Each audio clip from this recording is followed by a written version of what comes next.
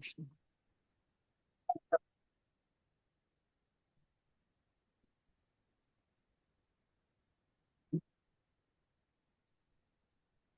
आज हम लोग श्लोक संख्या 47 पढ़ते हैं। शिक्षा गुरु के ते जाने कृष्ण स्वरूप, अंतर्यामी भक्त श्रेष्ठ ए दुई रूप।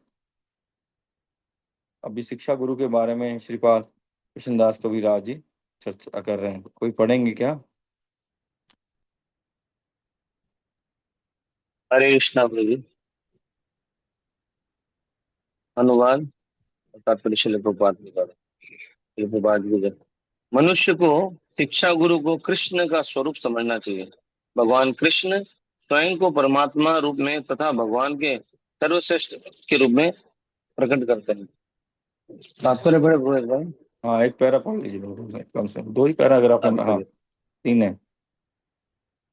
तात्पर्य श्री श्री कृष्णदास कविराज गोस्वामी पाद कहते हैं कि शिक्षा गुरु श्री कृष्ण का प्रमाणिक प्रतिनिधि होता है।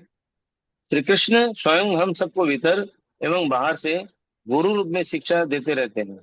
भीतर से वे हमारे नित्य संगी परमात्मा के रूप में शिक्षा देते हैं और बाहर से वे गुरु की भांति श्रीमद् भगवद गीता की शिक्षा देते हैं।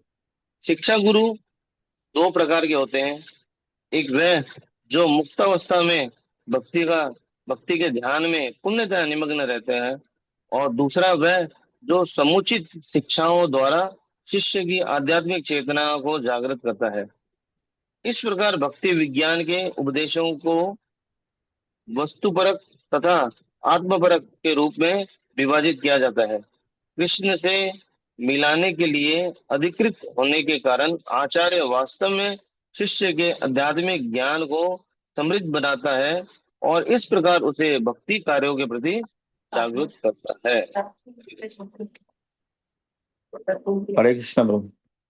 तो यहाँ पे शिला कृष्णदास कविराज शिक्षा गुरु के बारे में बता रहे हैं कि शिक्षा गुरु जो होते हैं वो भगवान का स्वरूप है। आगे में बताएंगे इसे और भी। हाँ, अगले तात्पर्य में शिला प्रभुपाद बताएंगे कि भगवान दीक्षा गुरु और शिक्षा गुरु एक समान होते हैं। हम इसी प्रकार हमको उनको आदर सम्मान करना चाहिए।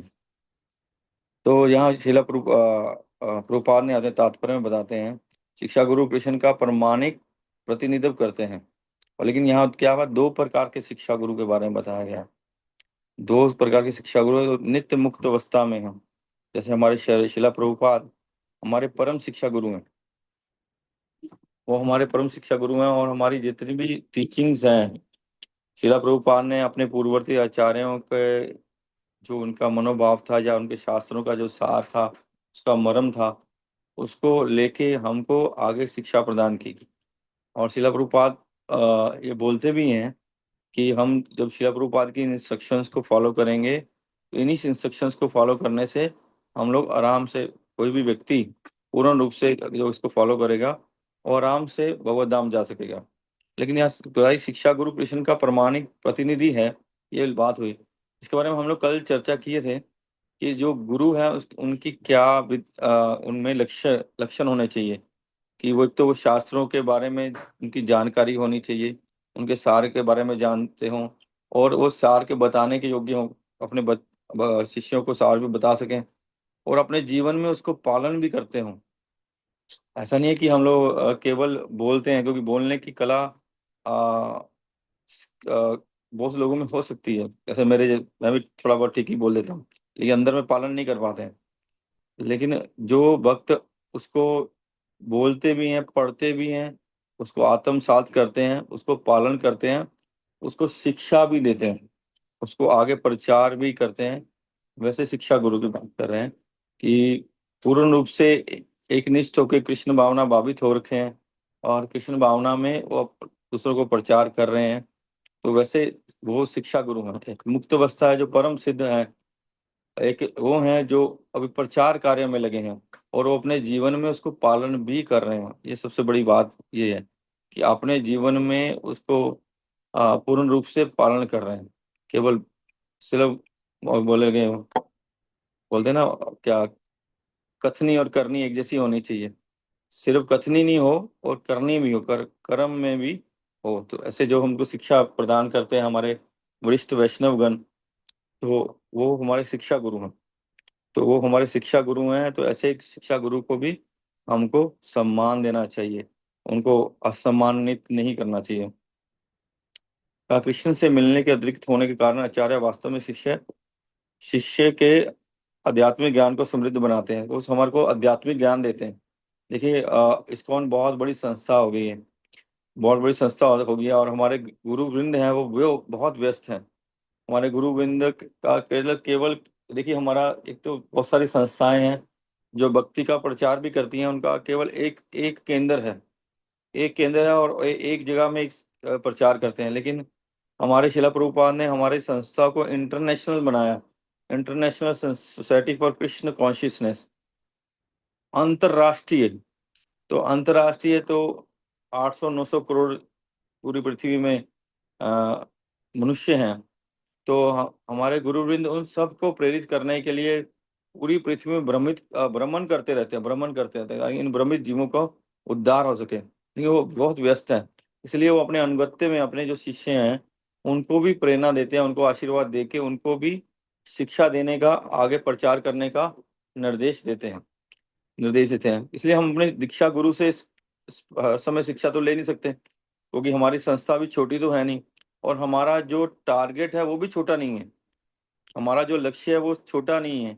हम सिर्फ एक लिमिट में, एक क्या बोलेंगे, संकुचित भाव में, या उसको बोलेंगे लिमिटेड भाव में हम लोग प्रचार नहीं चाहते। ये इंस्ट्रक्शन नहीं है भगवान का। भगवान ने ये इंस्ट्रक्शन दिए है कि ये कृष्ण भावना सब जीवों तक पहुंचना चाहिए, सब जीवों तक पहुंचना चाहिए। इसलिए हमारे गुरुवृंद या हमारे सीनियर जो वैष्णव हैं वो इस प्रचार कार्य में लगे हुए हैं। तो जो उस प्रचार कार्य में लगे हुए हैं, जो मनसा कर्मणा वाचा से लगे हुए हैं, ऐसे शिक्षा गुरु के चरणों में हमको हमेशा श्रद्धा से रहना चाहिए। हमको जैसे कल शायद आया था, उनको सामान्य नहीं समझना चाहिए। हमारे जो शिक्षा गुरु हैं, जो दीक्षा गुरु हैं, उनमें मानव बुद्धि नहीं होनी चाहिए हमारी, उनमें ये हमारी भौतिक बुद्धि नहीं होनी चाहिए। ये हो जाता है, ये बहुत बड़ी एक प्रॉब्लम है हमारे मनुष्य चेतना में, कि हम अगर जिसके साथ बहुत क्लोजली रहते हैं ना, इसलिए बोलते हैं कि जो गुरु है ना वो अग्नि के समान भी है, अग्नि के समान भी है, और उनकी बपू जो सेवा वो बहुत कृपादायक भी है और बहुत खतरनाक भी है, बहुत खतरनाक भी है। कि वो हमको, अगर हम उसमें अपराध कर बैठेंगे तो हम उसमें जल जाएंगे। अगर हम उसमें बहुत श्रद्धा से सेवा करेंगे तो वो हमको, जैसे बोलते हैं ना, क्या बोलते हैं, सोना को जब तपाया जाता है तो कुंदन बन जाता है। तो अगर हम उसको बहुत श्रद्धा से उनकी सेवा में लगेंगे, हमारा कोई भौतिक मानसिक चेतना नहीं होगी, तो हम लोग एक, क्या बोलेंगे उसको, एक ऑर्नामेंट को क्या बोलते हैं हिंदी में, अलंकार, भूषण या अलंकार बन जाएंगे। इसलिए तो भक्ति बहुत सावधानी की भी जरूरत होती है भक्ति में। ऐसा नहीं है कि हम बहुत लीनियंट होके नहीं होगा, बहुत बहुत सावधान होना चाहिए हम किससे क्या बात कर रहे हैं, किससे भाव से बात कर रहे हैं, सामने वाला व्यक्ति है वो कौन है। इसलिए हमको वैष्णवों के समाज में इस प्रकार थोड़ा सचेत भी रहना चाहिए कि वो कौन है सामने में, हमारा उनसे क्या हमारा संबंध है, कैसे हम उनको, उससे हमारा हमारा बात होनी चाहिए, कैसे हमारा शिष्टाचार होना चाहिए, कैसे हमारा आचरण होना चाहिए। इस बारे में हमको बहुत सचेत भी होना चाहिए। कहीं हम अपने इस, क्योंकि हम तो कंटेमिनेटेड हैं, कंटेमिनेट नहीं होते तो इस भौतिक संसार में क्यों होते। तो कंटेमिनेशन के कारण कहीं हम उनके चरणों में कोई अपराध तो नहीं कर रहे हैं, तो हमको इसलिए बारे में सचेत होना चाहिए। इसलिए बारे में महाप्रभु ने बताया कि वैष्णव अपराध से बचना चाहिए, भाती माता बताए ना, वहाँ हम लोग पहले भी चर्चा की है। तो यहाँ एक पॉइंट और समझ, तो और भगवान जो दिखा है, श्री कृष्ण स्वयं हम सबको भीतर एवं बाहर से गुरु रूप में शिक्षा देते हैं। तो कैसे परमात्मा और गुरु के रूप में भगवान हमको शिक्षा देते हैं, और परमात्मा रूप में भगवान हमारी हमको शिक्षा देना तब आरंभ करते हैं जब हमारे हृदय में कुछ अ, श्रद्धा जागृत होती है, जब हमारी इच्छा जागृत होती है, तब भगवान उसी क्षण तत्क्षण हमारे उस इच्छा को पूर्ण करने के लिए, क्योंकि हमारी जो सद इच्छा जागृत होती है, वो एकदम से एक्टिव हो जाते हैं, हमको कैसे न कैसे कि हम भक्त बन जाएं, इस कंटेमिनेटेड या कष्टपूर्ण जीवन से निकल सकें। आगे पढ़िए प्रभु, कोई कोई और पढ़िए। हरे कृष्णा प्रभु जी, यहाँ पे वस्तु परक और आत्म परक का शब्द का अर्थ क्या हुआ? इस प्रकार भक्ति विज्ञान के उपदेश को वस्तुपरक तथा आत्मपरक रूप में विभाजित किया जाता है। वैसे इसको इंग्लिश में देखना चाहिए था, इसका वस्तुपरक और आत्मपरक तो प्रभु वो हो गया कि हमारा इंटरनल जो सोल है उसको उसके कार्य या उसको उसकी चेतना को जगाने का कार्य हो गया। और वस्तुपरक मटेरियल नॉलेज तो किताब ही नहीं हो सकता, यहाँ मटेरियल नॉलेज की बात नहीं हो सकती यहाँ, क्योंकि जो हम इस समझेंगे कि इस मटेरियल वर्ल्ड में रह के अपनी सेवाओं को कैसे कर सकते हैं, मेरे को एग्जैक्टली मैं इसको वर्ड को मेरे को समझ नहीं आया, इसलिए मैं बोल नहीं रहा था। वस्तुपरक का अर्थ क्या है मैं समझ नहीं पाया। मेरे को जो लगता है, मैं ऐसे ही स्पेकुलेशन करना नहीं चाहिए वैसे शास्त्रों का, फिर भी जो मेरे माइंड में आया कि हम जब मटेरियल स्तर पे हैं, हम लोग जिस भौतिक स्तर पे हैं, तो हमको भौतिक स्तर पे हमको कैसे हम भक्ति वाले कार्यों में इंडल्ज हों। एक तो हमारा आत्मा स्वरूप कैसे हम, जैसे हम लोग प्रसाद बांटते बांटते हैं या हम मंदिर की सफाई करते हैं, कि इस लेवल के काम को लगता है कि उस स्टैंडर्ड में रखा हो सकता है, मेरे को एग्जैक्टली नहीं बोल सकता। बिल्कुल जो समझ में आता है कि भौतिक जगत ये तत्व कैसे नहीं सकते और ये टेम्परेरी है। हाँ, आपकी माता जी बोल रही है कि इस मटेरियल वर्ड की जानकारी देना कि हम, हाँ, ये मटेरियल वर्ड और हम में क्या डिफरेंस है, वो हो सकता है, लेकिन वो भी तो आत्म तत्व का जानकारी हो गया फिर। ठीक है प्रभु, इसका देखना पड़ेगा इंग्लिश रूपाल ने क्या लिखा, केवल प्रभु जी, हरे कृष्ण। जी प्रभु। इंग्लिश में लिखा हुआ है, thus the instructions in the science of devotion are differentiated in terms of the objective and subjective ways of understanding. Objective तो हमारा हो गया कि हमारा अच्छा, इसमें इसके बारे में आगे में है एक मदन मोहन जी का और शायद गोविंद जी का आएगा। ऑब्जेक्टिव हो गया हमारा कि हमारा लक्ष्य क्या है, व्हाट इज ओवर टारगेट, या हमारा डिजायर गोल क्या है, वो तो ऑब्जेक्टिव होगा, हमारा टारगेट वो है। और सब्जेक्टिव हो गया कि हम कैसे उसको अचीव करते हैं, वो उसको हम बोल सकते हैं कैसे उसको प्रोसेस, संबंध और अभिधेय के बारे में हो सकता है, उसके बारे में। Is that possible? आगे प्रभुपाद ने उसी उसके बारे में लिखा है। नेक्स्ट पैरा में दिया है। हाँ, तो कोई पढ़ेंगे प्लीज। हरे कृष्णा प्रभु जी, धन्यवाद प्रणाम। हरे कृष्णा, धन्यवाद। जब कोई व्यक्ति स्वरूप सिद्ध गुरु से ज्ञान प्राप्त करके भगवान विष्णु की सेवा में अपने आप को लगाता है, तब अभिधेय भक्ति का शुभारंभ होता है। भक्ति की ये क्रियाएं अभिधेय अर्थात कर्तव्य कहलाती हैं। हमारा एकमात्र आश्रय परमेश्वर ही है, और जो व्यक्ति यह शिक्षा देता है कि कृष्ण तक किस प्रकार पहुंचा जाए, वह भगवान का कार्यकारी रूप होता है। आश्रयदाता, शरणदाता भगवान तथा दीक्षा शिक्षा दीक्षा गुरुओं और शिक्षा गुरुओं में कोई भेद नहीं होता। यदि कोई मूर्खतावश इसमें कोई अंतर करता है तो वह भक्ति साधना में अपराध करता है।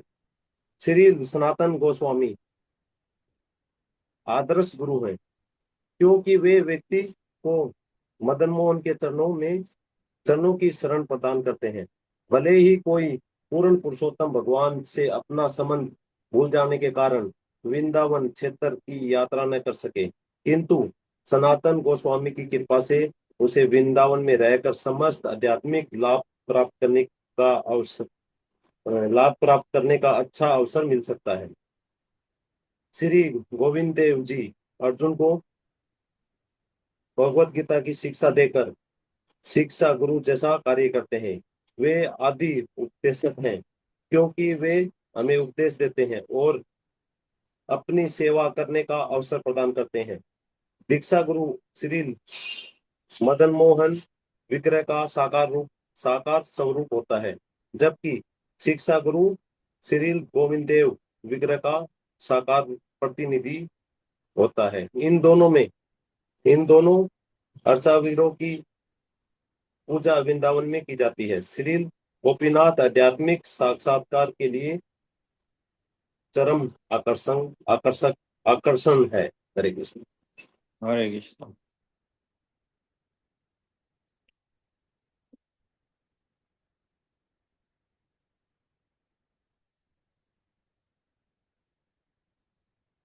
तो यहाँ दो चीजों के बारे में शिला प्रभुपाद ने बताया, संबंध और अविधेय के बारे में। जो हमारे दीक्षा गुरु हैं वो हमारा भगवान के संबंध को स्थापित करते हैं। हमारा जो भगवान के साथ हमारा समझो रिश्ता कराते हैं, रिश्ता समझे। हाँ, हमारा रिश्ता पक्का कराते हैं, जैसे होता है एंगेजमेंट या शादी। और तो एंगेजमेंट कराते हैं हमारा भगवान के साथ कि हमारा अभी तक हालांकि प्रत्येक जीव का भगवान के साथ संबंध है, लेकिन हम उस संबंध को विस्मृत कर चुके हैं, उसको भूल जाते हैं। तो भगवान हमारे जो दीक्षा गुरु है उस संबंध को ऑफिशियली जोड़ देते हैं। ऑफिशियली हमारा जो समझिए हमारा जो जो भगवान से हमारी जो इलेक्ट्रिक सप्लाई नहीं आती है, उस सप्लाई को स्टार्ट कर देते हैं। उस सप्लाई से हमारा उनसे जो अटैचमेंट खत्म हो गया, उस अटैचमेंट को जोड़ देते हैं। वो उसके बारे में बताया कि वो दीक्षा गुरु जो कि साक्षात मदन मोहन जी का विग्रह है। तो हमारा कितना रिस्पेक्ट हो हमारे को वो गुरु महाराज का करना चाहिए ये। और यहाँ ये भी बताया कि जो आश्रयदाता शरण दाता भगवान दीक्षा गुरु शिक्षा गुरु में कोई भेद नहीं है होता। और यदि कोई मूर्खता पुरु उनका उनमें अंतर करता है तो भक्ति साधना साधना में अपराध करता है। तो हम लोग जनरली अपने जो दीक्षा गुरु हैं उनका तो बहुत रिस्पेक्ट करते हैं, उनका बहुत रिस्पेक्ट करते हैं, सम्मान करते हैं। लेकिन हमारे शिक्षा गुरु बहुत सारे हो सकते हैं, लेकिन उस स्तर पे हम उनका रिस्पेक्ट नहीं करते हैं, उन स्तर पे उनका सम्मान नहीं करते हैं। लेकिन हमको जिनसे हमको शिक्षा मिल रही है, तो हमको भक्ति में लगा के हमको शिक्षा हमारे को भक्ति में आगे बढ़ाने का कार्य कर रहे हैं, जो खुद भी उस प्रयास में है। जैसे जहाँ शिला प्रभुपाद लिख रहे हैं कि सेवा में अपने आप को लगाता है, वो अपने आप भी खुद भी सेवा में लगे हुए हैं, खुद भी सेवा में लगे हुए हैं। ऐसे जो शिक्षा गुरु हैं उनको भी हमको सम्मान करना चाहिए, क्योंकि हम लोग फ्रेंडली हो जाते हैं ना। जैसे प्रभु लोग आते हैं, तो जैसे गुरु महाराज आते हैं तो हम बहुत अलर्ट होते हैं, बहुत हमारा एक स्वाभाविक एक बहुत अट्रैक्शन होता है। लेकिन अगर कोई ब्रह्मचारी आता है तो उतना हम लोग उस स्तर पे उनके प्रति हमारा वो भाव नहीं होता। मैं फ्रैंकली बोल रहा हूँ, होता ना, थोड़ा सा लगता है कि वो अ, उस स्तर पे नहीं या वैसा नहीं हम उनको रिगार्ड दे पाते। लेकिन यहाँ ये शिला प्रभुपाद बता रहे हैं कि हमको उनका भी सम्मान करना, उनका भी सम्मान करना है, कि हमारे मन में उनके प्रति वैसी ही श्रद्धा भावना होनी चाहिए। ऐसा नहीं है कि, क्योंकि यहाँ बोल रहे हैं कि भगवान दीक्षा गुरु और शिक्षा गुरु एक समान है। और वो क्या बता रहे हैं कि आगे जो दीक्षा गुरु है वो गोविंद जी का स्वरूप है। जैसे अर्जुन को भगवान ने भगवत गीता की शिक्षा दी, भगवान ऐसे ही हम भक्तों को शिक्षा देते हैं। गुरु महाराज तो उनको संबंध, जैसे एक पत्नी का शादी होगी, लड़का लड़की शादी होगी, तो उनका संबंध स्थापित कर दिया, उनका संबंध बना दिया। लेकिन उस संबंध में क्या सेवा करनी है, क्या क्या उनको प्रसन्न करने के लिए करना है, कैसे करना है, हम उसको कैसे उनको सब समय हम उनको आनंद में रखें, सब समय उनको तुष्ट रखें, सब समय उनको खुश रखें, तो वो कार्य शिक्षा गुरु हमको बताते हैं। डेली जो हम लोग भक्ति में कैसे कैसे क्या क्या कार्य करते हैं, वो कार्य हमको दीक्षा गुरु हमको समझाते हैं कि हमको क्या करना है, कैसे भगवान को हमको कैसे अध्ययन करना है, कैसे स्वाध्याय करना है, कैसे श्रवण करना है, कैसे अर्चन पूजन करना है, कैसे भक्तों के साथ संबंध रखना है, कैसे भक्तों के साथ व्यवहार करना है, कैसे भक्ति करनी है, कैसे जप करना है, कैसे कीर्तन करना है, कैसे कीर्तन में बैठना है, कैसे कैसे प्रणाम करना है। ये सब चीजें हमको वो शिक्षा गुरु के माध्यम से हमको शिक्षा प्राप्त होती है। कई बार शिक्षा गुरु और दीक्षा गुरु एक भी हो सकते हैं, ऐसा नहीं है कि वो दो हों। कई बार जो बहुत वरिष्ठ शिक्षा गुरु हैं, जो दीक्षा देने के उनको क्या बोले अनुमति मिल जाती है, तो दीक्षा गुरु शिक्षा गुरु एक भी हो सकते हैं, और दीक्षा गुरु और शिक्षा गुरु भिन्न अलग अलग भी हो सकते हैं, और शिक्षा गुरु बहुत सारे भी हो सकते हैं। हम जिनसे अपने जीवन में भक्ति में प्रगति करने में जो हमारे हेल्पफुल हैं, जिन्होंने हमारे जीवन में विशेष एक योगदान दिया हमारी भक्ति की में, और वो खुद भी उस स्तर पे हैं, तो ऐसे शिक्षा गुरु हमारे जीवन में अनेक हो सकते हैं। लेकिन हमने देखा कि जैसे वो एक आता ना घटना श्रीमद् भागवतम में, क्या नाम, दत्तात्रेय ऋषि, तो उन्होंने 24 गुरु बनाए, 24 गुरु बनाए, लेकिन उन्होंने 24 गुरु से शिक्षा ली, उन्होंने 24 गुरु से शिक्षा ली। उन्होंने ये देखिए, ये वो जो स्टूडेंट है, जो शिष्य है, उनकी क्वालिटी भी हो सकती है कि अगर उनका गुरु उस स्तर पे नहीं है, लेकिन वो उनसे चीजों की, उनके आचरण से या उनके घटनाओं से वो शिक्षा लेके अपने जीवन में परिवर्तित कैसे हो सकते हैं, अपने जीवन में उसको कैसे पालन कर सकते हैं। वो बोलते हैं ना, जो समझदार होता है ना, जो बहुत समझदार होता है, वो दूसरे के क्या बोलते हैं उसको, दूसरे के जीवन में होने वाली घटनाओं से शिक्षा प्राप्त कर लेता है, और जो उससे कम समझदार होता है, उसके जीवन में जो घटित होता है उससे वो शिक्षा प्राप्त करता है, और जो एकदम कम लीस्ट समझदार होता है, वो घटना होने के बाद भी शिक्षा प्राप्त नहीं करता। जिसकी बुद्धि में कृष्ण कॉन्शियसनेस रहेगी, जो कृष्ण भावना भावित रहेगा, वो हर चीज से सीखने का प्रयास करेगा, हर चीज से, हर घटना से, घटना में भगवान के हाथ को देखेगा, हर चीज में उससे क्या वो भगवान उसके जीवन में परिवर्तित करने का संकेत दे रहे हैं, उसको सीखने का प्रयास करेगा। तो ठीक है, उन्होंने 24 गुरु बनाए, लेकिन ऐसा उसमें जैसे उन्होंने वेश्या भी थी, और कबूतर ऐसा कोई पंछी भी था, बहुत सारे थे, तो उनमें से उन्होंने शिक्षा ली, उनसे शिक्षा ली। ये इस प्रकार हम उसको, लेकिन हमारी जो शिक्षा है, हमको जो शिक्षा दे रहे हैं, उसमें थोड़ा डिफरेंस है, लेकिन हम भी बहुत सारी घटनाओं से, बहुत सारे अपने जीवन के अनुभवों से, अगर हम कृष्ण चेतना में हैं, उसको बहुत कुछ सीख सकते हैं। लेकिन हम यहाँ पे जो मेरे हिसाब से, जो मेरे को मेरा समझ में आया, जो बात हो रही है, जो हमको उंगली पकड़ के भक्ति में आगे बढ़ा रहे हैं, हमारे जीवन में इतना कुछ परिवर्तन ला रहे हैं, शायद उनके बारे में यहाँ चर्चा हुई।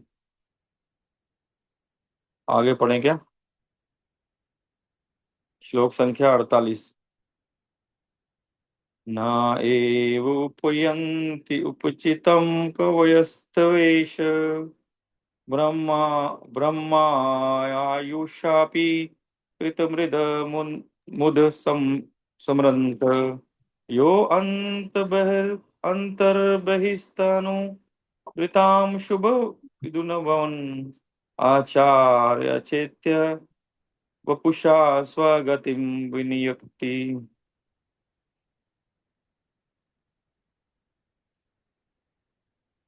हरे कृष्णा प्रभु। हरे कृष्ण हे स्वामी।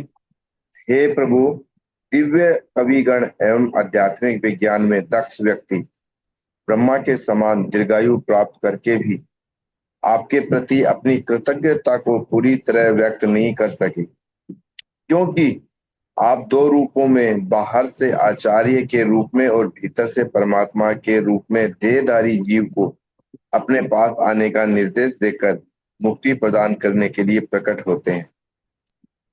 तात्पर्य, यह श्रीमद् भगवत गीता भागवत 11:29-6 का श्लोक है, जो श्री उद्धव द्वारा श्री कृष्ण के योग विषयक सारे उपदेश सुनने के बाद कहा गया था। हरे कृष्ण। तो लास्ट श्लोक में हम लोग उस जो भी चर्चा कर रहे थे, मेरे को अभी भी थोड़ा मेरा माइंड में एक बात आई कि हम लोग, जैसे हम लोग अभी भगवान दत्तात्रेय की बात किए, कि हम लोग उससे शायद, उससे ये हम लोग समझ सकते हैं, जो शिला रूप गोस्वामी उपदेशामृत में बताते हैं ना, कि कनिष्ठ अधिकारी, मध्यम अधिकारी और उत्तम अधिकारी, कि कैसे उन लोगों से हमको व्यवहार करना है, हम किससे कौन सी शिक्षा, कैसी शिक्षा ले रहे हैं, मतलब उस प्रकार हम उनको, उसी प्रकार हम उनसे उसी प्रकार उनका सम्मान कैसे करना। देखिए, हमारे सनातन धर्म में और हमारे महाप्रभु की शिक्षा में सम्मान सबका ही करना है। तो ये उन्होंने हमको दासानुदास बोला है कि दास दास दास दास दासानुदास है हम servant of the servant of the servant of the servant of the servant है। लेकिन फिर भी हमको शिला रूप गोस्वामी ने बताया कि कौन से भक्त के साथ कैसा व्यवहार करना है। कि अगर कोई कनिष्ठ अधिकारी है, हम उनको हाथ जोड़ के हरे कृष्णा कर सकते हैं।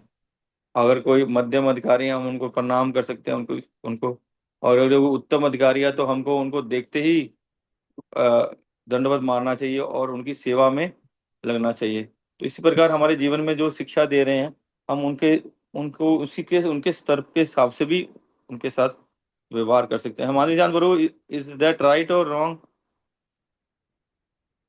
हाँ, राइट प्रभु। ठीक है प्रभु, थैंक यू प्रभु। मैंने जैसे मेरे को अभी ध्यान में आया इसलिए बोला। तो यहाँ जो श्लोक लिया है श्रीमद् भागवतम में, जो उद्धव जी और भगवान श्री कृष्ण के जो चर्चा थी उसके बारे में लिया है। उन्होंने जो अपनी उपदेश सुनने के बाद उनको बताया कि जो व्यक्ति है वो अपने जो भगवान है उनके प्रति उनकी कृतज्ञता वो कभी भी नहीं व्यक्त कर सकता। वो अपने जीवन में कुछ भी कर ले और कभी भी अपने गुरु, वो चाहे शिक्षा गुरु हो चाहे दीक्षा गुरु हो, या भगवान के प्रति अपना जो कृतज्ञता है या उनका जो थैंक यू है, उसको उसको कभी जो उसका ऋण कभी भी वो चुका नहीं सकता। क्योंकि जो कृपा भगवान ने अंतर और बाहर रूप से की है, अंतर में परमात्मा रूप में की है, बाहर में गुरु के रूप में की है, वो जो उसके जीवन में उन्होंने जो कल्याण किया है उनका, उसका ऋण से कभी ऋण नहीं हो सकता। इसलिए यहाँ क्या लिखे हैं कि हे प्रभु, दिव्य कविगण अतः आध्यात्मिक विज्ञान में दक्ष व्यक्ति ब्रह्मा के समान दीर्घ आयु प्राप्त करके भी आपके प्रति अपनी कृतज्ञता को पूरी तरह व्यक्त नहीं कर सकता। तो अभी क्या है, अभी जो हमारा मटेरियल वर्ल्ड चल रहा है, अभी जो कलयुग चल रहा है, उसमें हम लोग बहुत जल्दी अकृतज्ञ हो जाते हैं। ये मैं आपकी नहीं, मैं अपनी भी बात भी कर रहा हूँ। हम लोग बहुत जल्दी अकृतज्ञ हो जाते हैं कि हमारा जीवन में जिसने हमारे को इतना सहयोग दिया या हेल्प दिया, छोटी सी घटना होने के बाद हमारा उनके प्रति जो सम्मान है या उनके प्रति जो हमारा आदर है, हमारा उनके प्रति जो श्रद्धा है, वो हमारी परिवर्तित हो जाती है छोटी सी कोई घटना होने वाली। आजकल तो वो स्थिति हो गई है कि अगर आप किसी को कुछ बोल देते हैं या कोई हमको कुछ बोल देता है या हमको हमारे मन के अनुसार नहीं है या हमको लगता है हमारा अपमान कर दिया, तो हमारी जट से श्रद्धा चली जाती है छोटी छोटी बातों में। बड़ी घटना होने की बात ही नहीं है, छोटी छोटी बातों में चली जाती है। तो हम लोग को इससे शिक्षा मिलती है कि जिन्होंने हमारे जीवन में इतना कुछ हमको हेल्प किया है, तो हमारी कृतज्ञता हम कभी जीवन में कुछ भी करके उनका ऋण से ऋणी नहीं हो सकते हैं। तो फिर भी हमारी छोटी छोटी बातों में हम उनके प्रति हमारी श्रद्धा चली जाती है, इसका मतलब हम लोग उनके प्रति कृतज्ञ नहीं है या हमारा भक्ति भाव जागा ही नहीं है, इसका मतलब। ऐसा होता है नहीं होता, ऐसा होता है ना। तो हम अकृतज्ञ हो जाते हैं उनके प्रति। इसलिए हमको सचेत होना चाहिए कि उन्होंने हमको दिया क्या है, उन्होंने हमारे जीवन में कितना परिवर्तन किया है और कितना परिवर्तन करने का प्रयास किया है। गुरु हमको दीक्षा दिए हैं, गुरु हमको दीक्षा दिए हैं, वो सारा भार अपना हमारे पूर्व जन्मों में किए हुए सारे पापों का भार खुद ले लेते हैं। तो क्या वो हमको डांट दिए तो क्या हमको उनसे नाराज होना चाहिए? हमारी श्रद्धा कम होनी, क्या हमको कहीं लगा कि हमारा अपमान कर दिए? तो गुरु कभी भी अ, क्या हमारे मन में होता है हमारा अपमान कर दिए, लेकिन गुरु कभी हमारा अपमान नहीं करते। वो हमारे हमेशा शिष्य को शिक्षा देने के लिए कुछ करते हैं, वो कभी भी अपमान नहीं करते गुरु हमारा। इसलिए हमको उन अगर हमको डांट मिली है ना, तो हमको कृतज्ञ होना चाहिए हमको, और हमारा प्रेम जागृत होना चाहिए कि हाँ, गुरु ने हमको डांटा क्योंकि वो हमको अपना समझते हैं। और वो हमको अपना समझते हैं, क्योंकि जब माता पिता डांटते हैं ना, तो वो बच्चे को सुधारना चाहते हैं। और वो जो डांटते हैं तो अपने बच्चों को डांटते हैं, पड़ोसी के बच्चों को कोई नहीं डांटता। आप देखे होंगे, आप हम सब बड़े हो गए हैं, हम कभी किसी पड़ोसी के बच्चे को डांटते हैं? कुछ भी हो जाए नहीं डांटते, उसको बोलेंगे हाँ, प्यार से बोलेंगे, कुछ होकर के उसको बोलना भी होगा तो हम कभी डांटेंगे नहीं। लेकिन अपने बच्चे को हम डांटते भी हैं, थोड़ा फटकार भी लगाते हैं और मार भी देते हैं कि चापड़ चुपड़ भी लग जाता है बच्चों को। क्यों लगता है? क्योंकि हम उसको अपना समझते हैं, हम उनको अपनी रिस्पॉन्सिबिलिटी समझते हैं। इसलिए हमारे गुरु जब हमको कभी ऐसा अवसर मिले, हमको ऐसी कृपा मिले, तो हमको उसको नेगेटिव वे में नहीं लेना चाहिए कि मैं तो इतनी सेवा करता हूँ, मैंने तो इतना कुछ किया, मैंने मंदिर के लिए इतना कुछ किया, मैं इतनी डोनेशन देता हूँ। जैसे कल प्रभु जी भी बता रहे थे, हमारे गौर मोहन मनमोहन प्रभु, कि शिला भक्ति सिद्धांत सरोज ठाकुर ने उनको बोला कि वो लेक्चर में डिस्टर्ब कर रहे थे कि आप मेरे को 1 रुपये दे रहे हो तो इसका अर्थ ये नहीं है आपने मेरे को खरीद लिया। तो हम किसी कोई सेवा कर रहे हैं तो हमारा अर्थ, हमारे मन में ये भाव नहीं आना चाहिए कि हम लोग बहुत कुछ कर रहे हैं गुरु के लिए। गुरु गुरु ने हमारे लिए जो किया उसका कभी हम लोग ऋणी नहीं हो सकते हैं। यहाँ तो ये लिखा गया है कि ब्रह्मा जी की आयु तक भी अगर हम उनका ग्लोरिफिकेशन करें, उनका थैंक्स बोलें, तब भी नहीं हम उनके ऋणी हो सकते। तो हमारी तो आयु तो बहुत क्षणिक है, ब्रह्मा जी की आयु के सामने कुछ भी तुच्छ है। तो हमको इसलिए सचेत रहना चाहिए। देखिए, भक्ति, हम लोग गीता में बहुत कुछ सीखे, लेकिन चैतन्य चरितामृत में बहुत ज्यादा सूक्ष्म हमको अलर्ट अलर्ट दिए जा रहे हैं कि हालांकि अभी तो प्रारंभिक हो रही है, एकदम स्टार्ट हो रही है चैतन्य चरितामृत कि भक्ति में कितना हमको अलर्ट रहने की जरूरत है। ठीक है, आगे चलते हैं। आगे श्रीमद् भगवद गीता से अभी श्लोक दिया है शिला कबीर कृष्णदास कबीर ने। तेषम सतत युक्ता नाम भजताम प्रीतिपूर्वकम ददामि बुद्धि योगम तम येन मामुपयन्ति ते। ऐसा कोई आता होगा भक्तों को, पढ़िए कोई, तो नहीं पढ़े वो पढ़िए प्लीज। जो लोग निरंतर, हरे कृष्ण प्रभु, हरे कृष्ण, प्रणाम प्रभु। जो लोग निरंतर मेरी भक्ति में संलग्न रहते हुए प्रेम पूर्वक मेरी सेवा करते हैं, उन्हें मैं ऐसा ज्ञान प्रदान करता हूँ जिसमें वे मेरे पास आ सकते हैं। तात्पर्य 10.10 का यह श्लोक स्पष्ट रूप से बतलाता है कि गोविंद देव किस प्रकार अपने प्रमाणिक भक्त को शिक्षा देते हैं।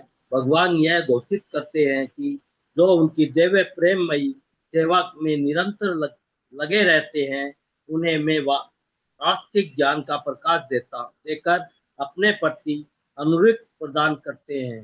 दिव्य चेतना की इस जागृति से भक्त मुक्त हो जाता है और इस तरह वह अपने नित्य दिव्य रस का आस्वादन करता है।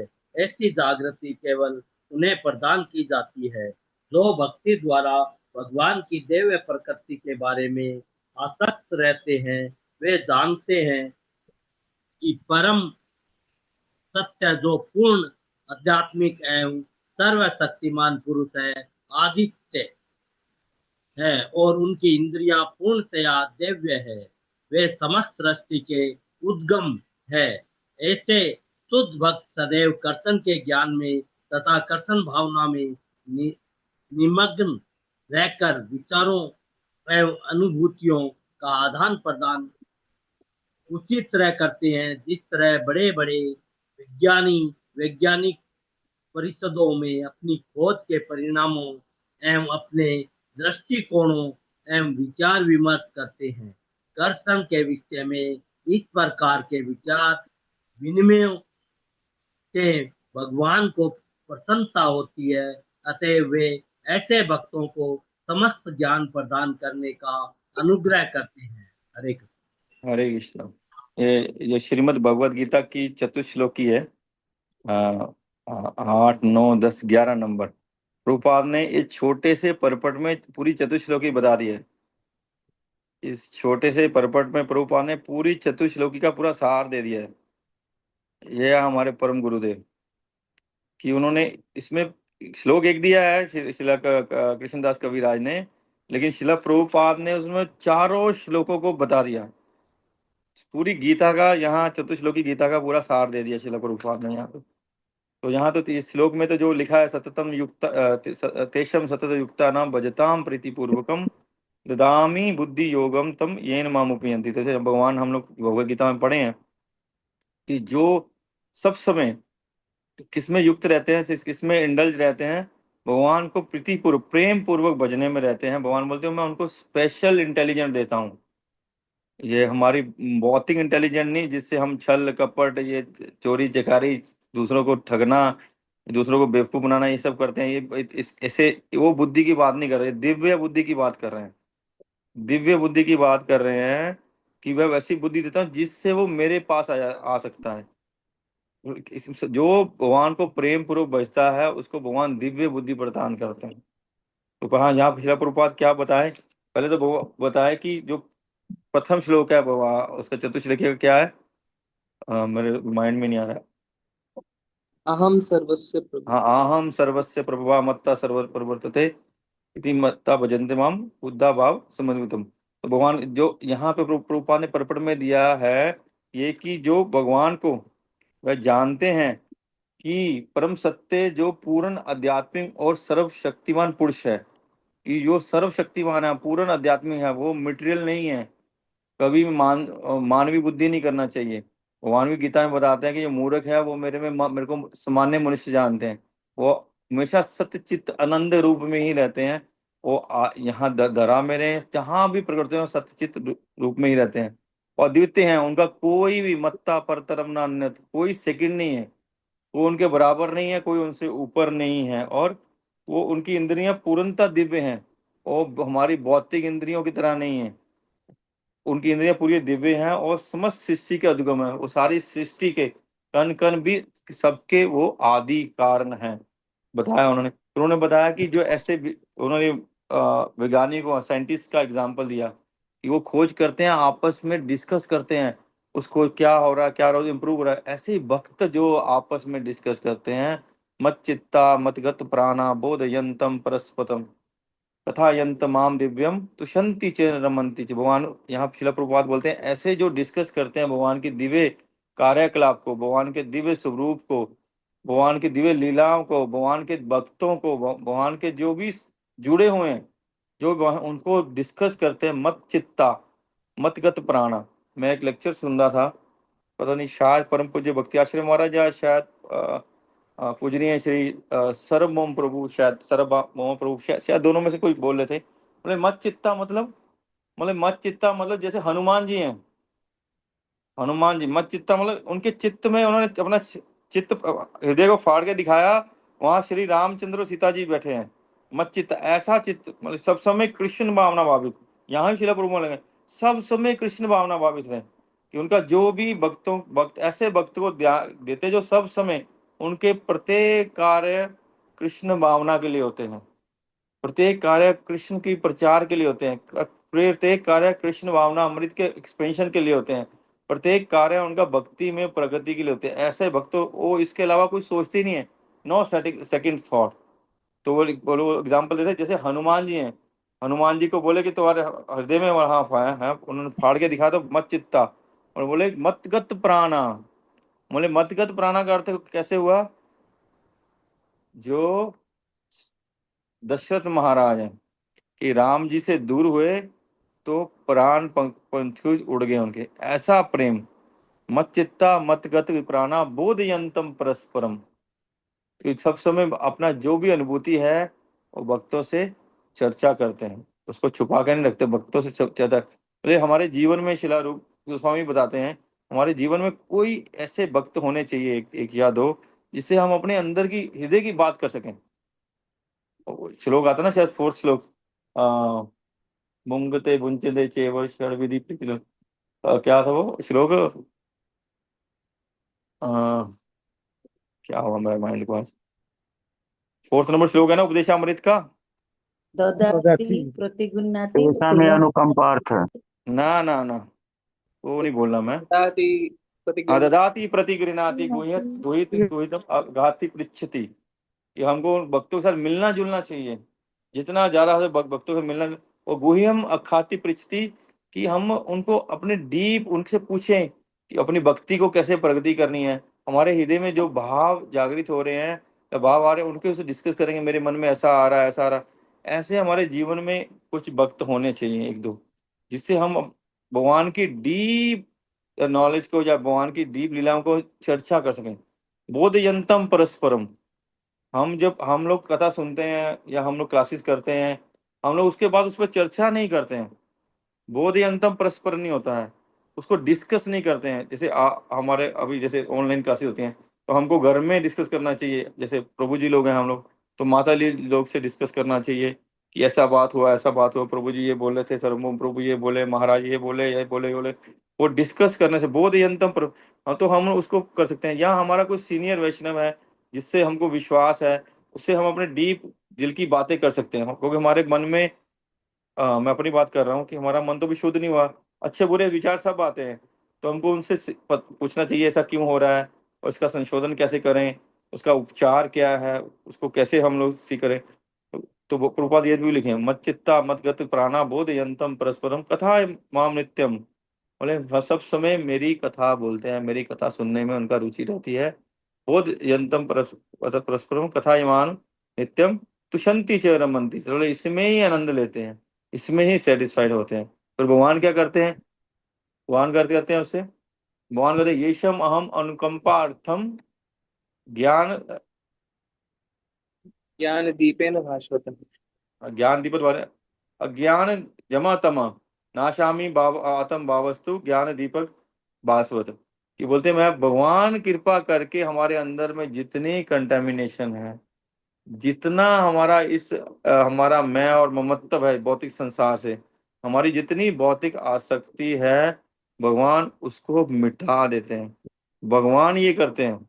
जो हमारे चैत्य गुरु हैं, चैत्य गुरु या हमारे गुरुदेव, गुरुदेव शिक्षा गुरु दीक्षा गुरु, वो हमको ये ऐसे करते हैं।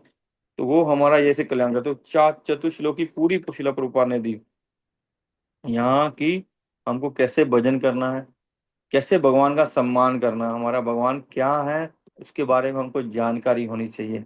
और जब हमारी जानकारी हो जाती है भगवान के बारे में, भगवान क्या है, तो हमारी जब श्रद्धा बढ़ती है, तो हम उनके बारे में सुनना चाहते हैं, जानना चाहते हैं। देखिए सामान्य है, अगर हम किसी पार्टी में गए हैं, वहाँ कोई समझो जैसे अभी हम लोग गए थे अविनाश गौरचंद्र प्रभु की पार्टी में गए थे। अगर वहाँ कोई व्यक्ति ऐसा आता जो बहुत अट्रैक्टिव है, या सब लोग उसको जो भी उनकी पार्टी में थे उनको उनके पास घेरा फेरा बनाते हैं या उनको इम्पोर्टेंस देते हैं, तो हमारे मन में एक स्वाभाविक बात आएगी ना, हम भी जाने ये कौन है भाई।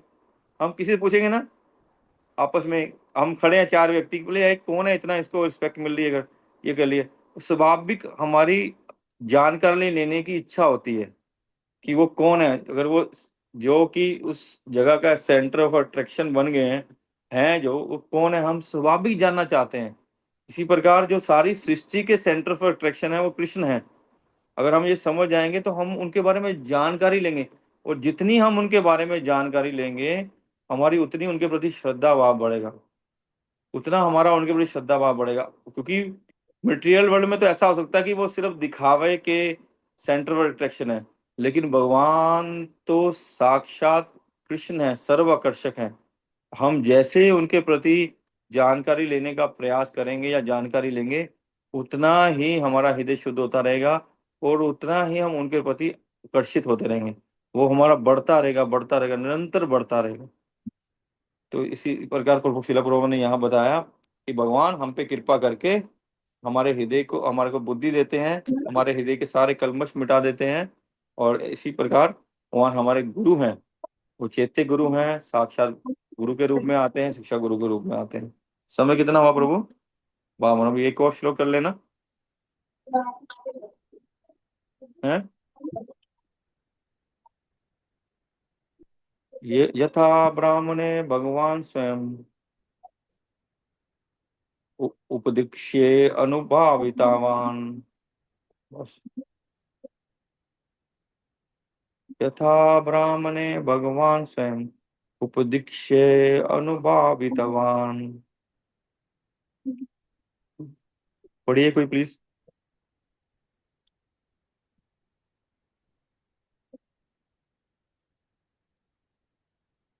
पूर्ण पुरुषोत्तम भगवान ने ब्रह्मा को शिक्षा दी और उन्हें स्वरूप सिद्ध बनाया। अभी एग्जाम्पल दे रहे हैं कि कैसे अ, उन्होंने, भगवान ने उनको शिक्षा दी और उनको कैसे उस लायक बनाया, योग्य बनाया। ये अंग्रेजी कहावत कोई पढ़ेंगे क्या?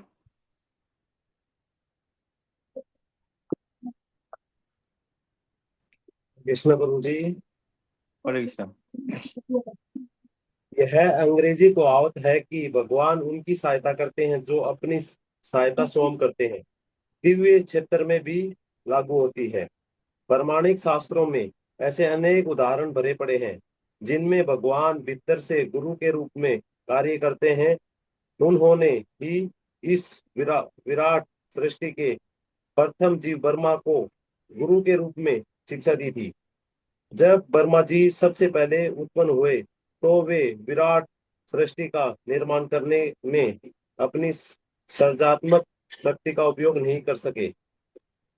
प्रारंभ में केवल ध्वनि थी जिससे तब शब्द गूंज रहा था, जो सूचित करता है कि आध्यात्मिक साक्षात्कार के लिए कठिनाइयों को स्वीकार करना होगा। आध्यात्मिक साक्षात्कार के लिए मनुष्य को सारे इंद्रिय भोगों से विरत होकर सभी प्रकार के कष्टों को अपनी इच्छा से स्वीकार करना चाहिए। यह तपस्या कहलाती है। इंद्रियों का भोक्ता कभी भी ईश्वरत्व या आस्तिक विज्ञान की अनुभूति प्राप्त नहीं कर सकता।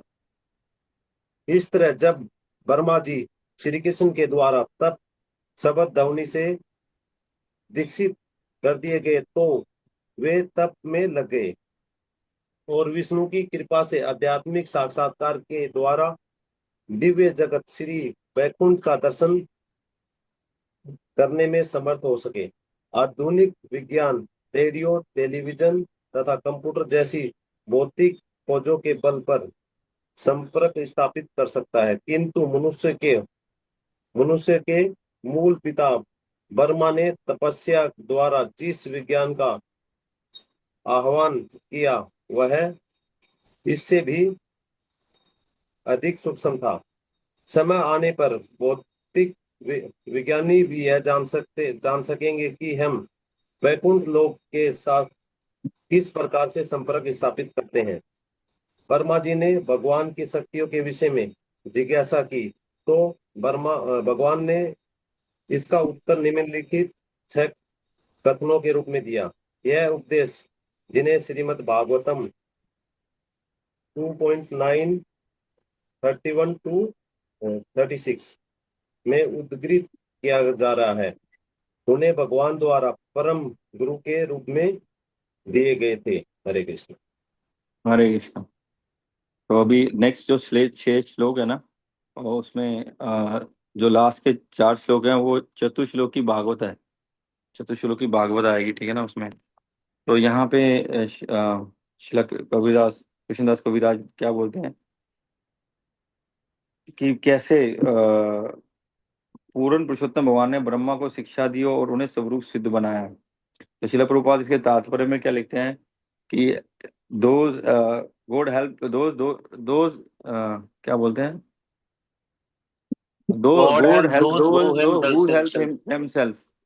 देमसेल्फ, जो अपनी खुद चेष्टा करते हैं भगवान उसकी हेल्प करते हैं। अगर हमारी चेष्टा नहीं होगी तो भगवान हमारी हेल्प नहीं करेंगे। ये नहीं है कि भगवान आके हमको, अगर हमारा इच्छा नहीं होगी, क्योंकि शिला प्रभुपाद के शास्त्रों के माध्यम से हम जानते हैं कि हमारे हृदय में 2 पक्षी बैठे हैं। शिला प्रभुपाद बताते हैं कि एक आत्मा और परमात्मा।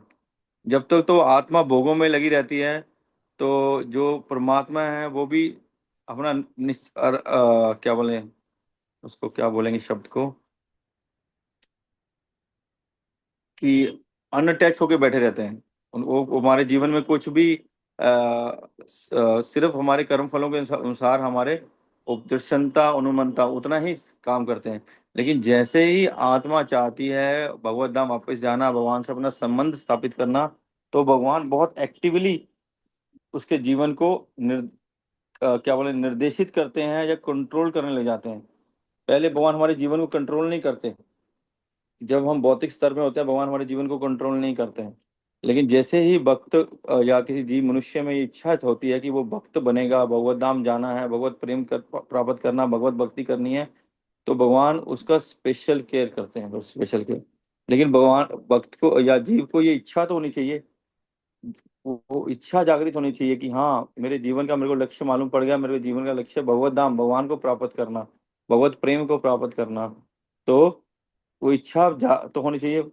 तो फिर बोलते हैं कि उसके लिए हमको ये भी नहीं है कि वो आराम से हो जाएगा, या हमको उसके लिए कुछ करना नहीं, हम इच्छा कर लिए और हो गया।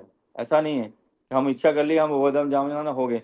तो उसके लिए हमको तैयारी भी करनी चाहिए, उसके लिए हमको प्रिपेयर भी होना चाहिए।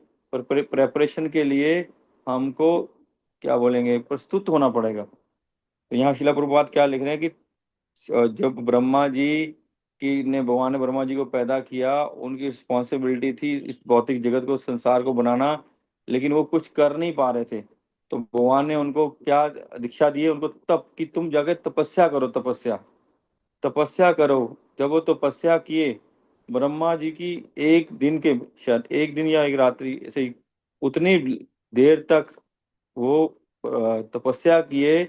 तपस्या करने के बाद वो भगवान को प्रसन्न कर पाए। क्या लिखा, हमको अगर कुछ चाहिए, हमको भौतिक संसार में भी कुछ अचीव करना चाहते हैं, कोई डॉक्टर बनना चाहता है, कोई इंजीनियर बनना चाहता है, कोई बड़ा बिजनेसमैन बनना चाहता है, तो उसके लिए उसको प्रयास करना पड़ता है। इस छोटी सी मटेरियल अचीवमेंट के लिए उसको जीवन में बहुत कष्ट उठाना पड़ता है, बहुत परिश्रम करना पड़ता है, उसके लिए बहुत एंग्जाइटी उठानी पड़ती है। बहुत सालों तक प्रयास करने के बाद वो उस चीज को पा सकता है। उसी इसलिए जो स्पिरिचुअल अचीवमेंट है, उसके लिए भी तो हमको प्रयास करने के लिए तत्पर रहना चाहिए। वो ऐसा नहीं है कि हम सिर्फ सिंपली बैठ जाएं और कथा में जा रहे हैं और हम कुछ भी करें नहीं, कोई भी आज्ञा का, प्रभुपाद का पालन नहीं करें, हम ना हम जप करें, ना चार नियमों का पालन करें, ना बच्चों भक्तों के साथ अच्छा संबंध रखें, ना प्रसाद खाएं, कुछ भी ना करें और हम भगवत धाम चले जाएंगे, ऐसा नहीं होने वाला है। ऐसा नहीं होने वाला है। तो हमारे जीवन में हमको जो बताया जाता है, ये तपस्या ही है। शिला प्रभुपाद कहते हैं कि आज के कलयुग के जीव बहुत बड़ी तपस्या तो कर नहीं पाएंगे। हम लोग तो जाके हिमालय में या बहुत तपस्या नहीं कर रहे। हमारी तपस्या क्या है, हम अभी जैसे परसों एकादशी आ रही है, एकादशी का व्रत अच्छे से पालन करें, सुबह जल्दी उठें, अपना जप करें, शास्त्रों का स्वय अध्याय करें, कथा श्रवण करें, और भगवान का जो प्रसाद है, भोग लगा हुआ जो प्रसाद है, उसका सेवन करें। सिंपल तपस्या बताई हमको, बहुत हार्ड तपस्या नहीं बताई कि बहुत कष्टपूर्ण तपस्या, ऐसा नहीं बताया, सिंपल तपस्या बताई। लेकिन ये तपस्या हमको जीवन में करनी होगी, तब हमको गुरु कृपा और भगवत कृपा प्राप्त होगी। जैसे कि ब्रह्मा जी का एग्जाम्पल दिया कि उन्होंने तपस्या की, भगवान के आदेश का पालन किया, तब उनको बैकुंठ का भगवान, बैकुंठधारी भगवान का भी दर्शन हुआ। उनको भी वो, उनको देखने में, दर्शन करने में समर्थ हो पाए, और उनकी और क्या उस योग्य हो पाए कि उनको श्रवण करके उनकी आज्ञा का पालन कर पाए। तो ब्रह्मा जी जो क्रिएशन करते हैं, ये भगवान की कृपा से करते हैं। वो हमेशा जब रात को सोते हैं ना, तो भूल जाते हैं, फिर जब मॉर्निंग होती है फिर से तपस्या करते हैं, और फिर से भगवान उनको बुद्धि प्रदान करते हैं सृजन करने की, उनको हेल्प करते हैं। इसलिए भगवान हमको हमेशा हेल्प करते हैं। हमारी जब इच्छा होती है, हमारी जो भगवान के प्रति आग्रह होगा, तो भगवान हमारी भक्ति में हमेशा हेल्प करेंगे। आगे और कुछ भी था कैसे, हाँ आगे बोले कि ब्रह्मा जी की शक्ति के बारे में जिज्ञासा की उन्होंने, भगवान से प्रश्न किया। उसके बाद ये 6 श्लोक भगवान ने बताए, ये 6 श्लोक बताए, इसमें 4 श्लोकों को भगवत गीता चतुश्लोकी भागवतम कहा जाता है। तो इसमें एक और पॉइंट आया कि जो आधुनिक विज्ञान रेडियो, टेलीविजन तथा कंप्यूटर जैसे भौतिक खोजों के बल पर संपर्क स्थापित कर सकता है, किंतु मनुष्य के लिए मूल पिता ब्रह्मा ने तपस्या द्वारा इस विज्ञान का आह्वान किया, वह इससे भी अधिक सूक्ष्म है। तो अभी जैसे हमारा पहले तो रेडियो का आविष्कार हुआ था, अभी तो टेलीविजन, मोबाइल, ये सब का आविष्कार हो गया। उससे हम लोग, जैसे अभी हम लोग जूम में कर रहे हैं, आप कलकत्ता बैठे हैं, मैं कहीं सूरत में बैठा हूँ, लेकिन हम लोग आपस में अभी भी साक्षात्कार हो रहा है सबका। कुछ भक्तों ने जिन्होंने वीडियो, उनका दर्शन भी हो रहा है और हम डिस्कस भी कर सकते हैं। इसी प्रकार वो श्रील प्रभुपाद लिख रहे हैं कि तपस्या या भक्ति करने से हम लोग यहाँ बैठे बैठे अगर हमारे शुद्ध हो जाएंगे तो भगवान के साथ दिव्य संपर्क स्थापित हो जाता है। और इस कली काल में सबसे बड़ा दिव्य संपर्क स्थापित करने का जो माध्यम है वो है हमारा भगवान का नाम। हरे कृष्ण कृष्ण कृष्ण हरे हरे, हरे राम राम राम हरे हरे।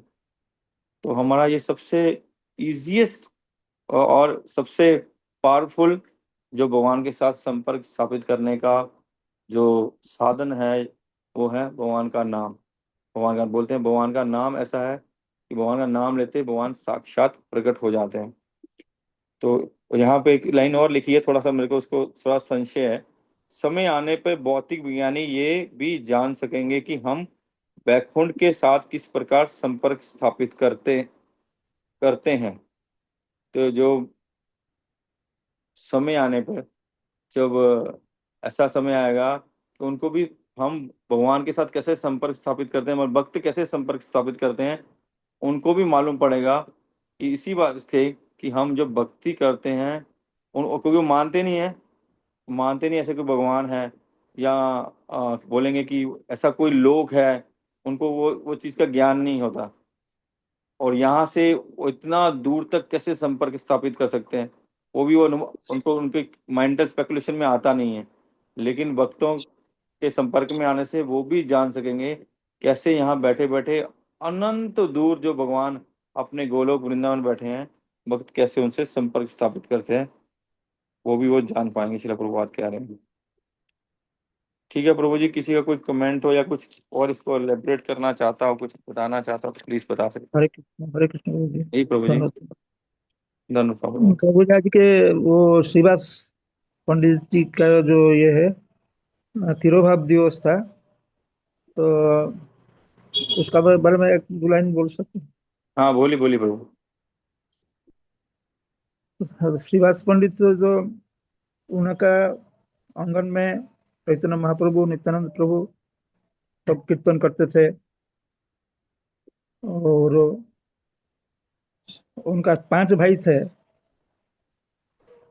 और बांग्लादेश का जो सीहोट जिला में उनका ये जन्म हुआ था, लेकिन 4 भाई वहाँ से चला है। तो चैतन्य महाप्रभु का जो जन्म स्थान है उनका बगल में उनका घर है।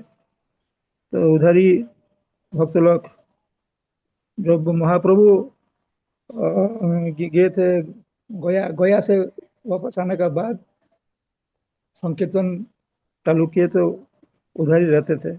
और नित्यानंद प्रभु भी उनका जो पत्नी थे मालिनी देवी, उनको माँ जैसे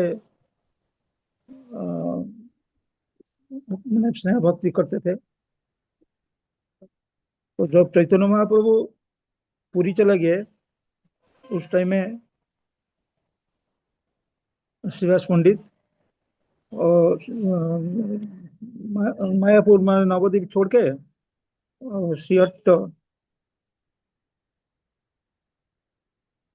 यहाँ की ईश्वरपुरी जी का ये है जन्म स्थान है, उस तरफ चले गए थे। तो ये तो नारद मुनि का अवतार थे। हरे कृष्ण बोल। हरे तो कृष्ण। उनका जो प्रणाम मंत्र उसको हम लोग एक बार कर सकते हैं। श्रीवास पंडित नौमि गौरांग प्रिय पार्षदम जस्य कृपा लभेनापि गौरांगे जयते रति। हरे कृष्ण। आप किसी बोल सकते हो? हरे कृष्ण प्रभु। थैंक यू प्रभु। नहीं, मेरे को तो मालूम भी नहीं था कि आज श्रीवास ठाकुर के जी पाद का आज उत्सव है। हम लोग ने एक इनिशिएटिव स्टार्ट किया था लेकिन वो बीच में ही रह गया क्योंकि हम लोग उसमें सचेत नहीं रहते हैं। हम लोग सोचे थे कि जो भी हमारे आचार्यों का तिरु